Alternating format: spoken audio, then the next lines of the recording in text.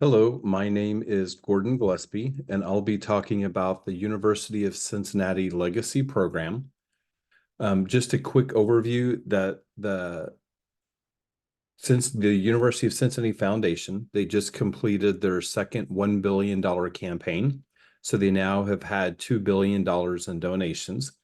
And the campaign's called Next Now, the Campaign for Cincinnati.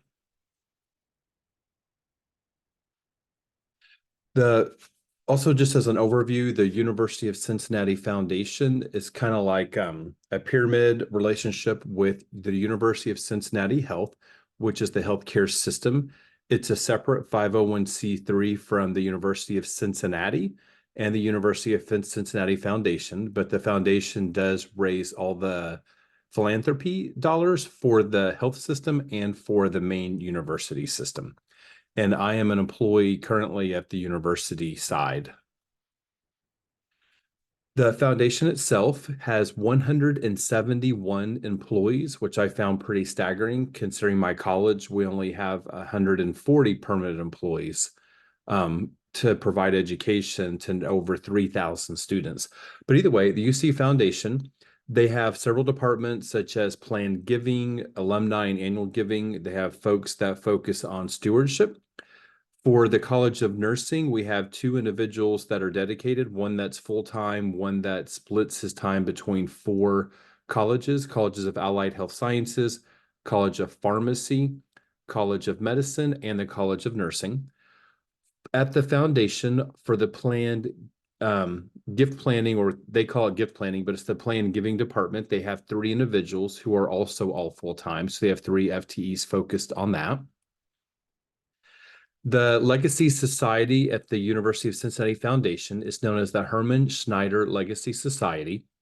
It was founded in 1993, so it's like 31 years old. Like I said, they have three full-time employees, and they all work exclusively with the Giving Society or Planning Giving Society. The College of Nursing, the one full-time FTE, and then Matt Pierce, who I work with a lot in giving, they sometimes interface and work in planned giving, and they said that might be anywhere from not at all in a given month to up to 30% of their time in a particular month. It really just depends on which donor they're meeting with and what that donor wants to do with their gifts, if it's for immediate use or an endowment versus planned giving. And you'll see at the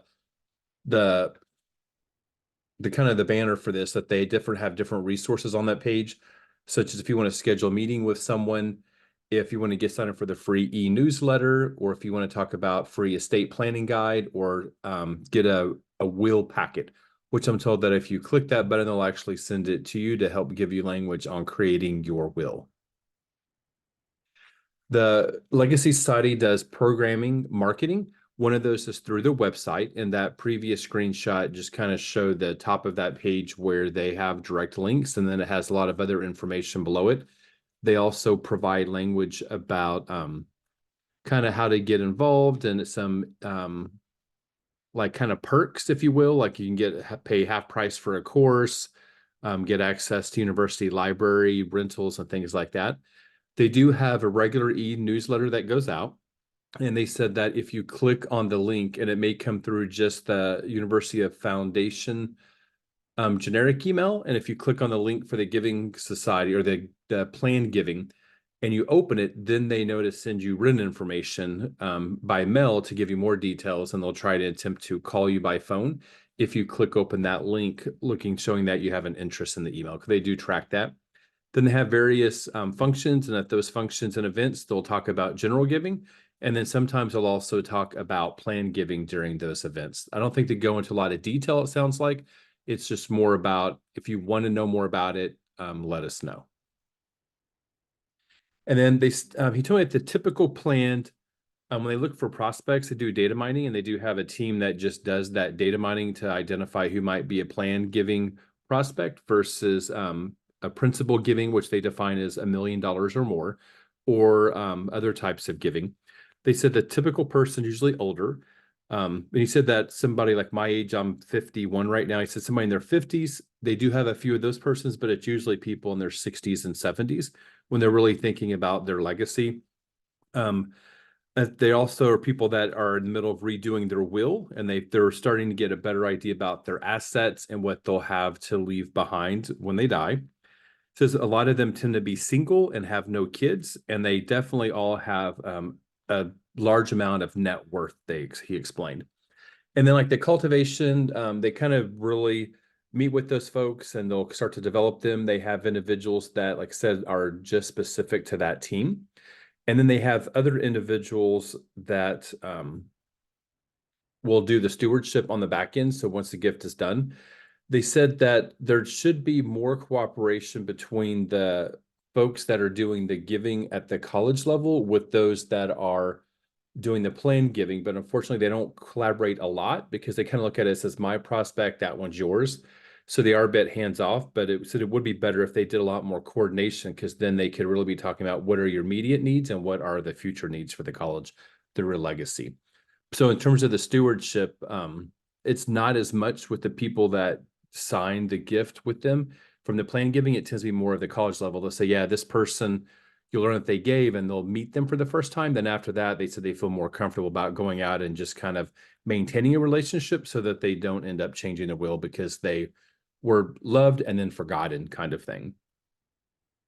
And then for collaborations, he said that with the overall UC Foundation, the board members tend not to do any kind of fundraising unless they happen to know a particular person, and they'll make a connection, but they're really not involved at all with planned giving or even some of the other kind of trying to do meetings and setting up and developing relationships. It really is just those that are staff within the foundation office, and they do have a pretty large size board members. At the college levels, board members are also not really engaged in philanthropy. They said they're supposed to be, but it seems that there's not been a lot of conversations about the expectations. So even at the college level, they're really not working to cultivate any donors for planned giving or any other type of giving activities. So they don't really work with professional advisors. And then a lot of they have their own set of professionals within the team. So they've got a lawyer in place to help with those kind of more complicated gifts when it comes to planned giving. So they don't feel they have the need to meet external. However, in my experience trying to work with the donor currently, they really should be engaging and collaborating with the external advisors for donors of large gifts. And then for community foundations, they said they do not work with any of them. They said they do have a grant writing team themselves, so they tend to write grants to bring in additional resources and revenue, but they don't really work with directly with foundations. They might just apply for a grant to receive money from them. And then some of wisdom and advice that he gave for developing a legacy program, if we didn't have one and want to do it somewhere else, kind of centered around three things like collaboration, training, and making it easy. The first one, collaboration, he said it really would be good if the board members and would help with development for plan giving, and if the development officers for the colleges that are doing more about endowments and immediate gifts would be working a better relationship with the legacy gift giving team so that they can partner and kind of develop those individuals together. But currently that's not the thing that happens. And then trainings, it's really important to learn about the language and resources, because if you don't have lawyers or other experts on your team, then it's really up to you to work on that unless you can find external persons to help. So knowing that at least helps you to start a conversation, like what is a bequest, and learning about some of those words that are new to my vocabulary, and then making it easy. So trying to talk with donors about like you want to leave a will and you want to make sure your spouse is taken care of, all of your kids are taken care of, might have a pet you want special things for, and then down the road, the university or whoever the entity is might be 6th or 7th on the giving list, but making it easy so that you can say, whatever you want to do, this is your wishes, we'll make it happen. Just let us know and we can help write everything up to ensure that your family and such are taken care of. And then the universities at the end, if there's anything left, then that would go to them. So that's my presentation, and thank you so much.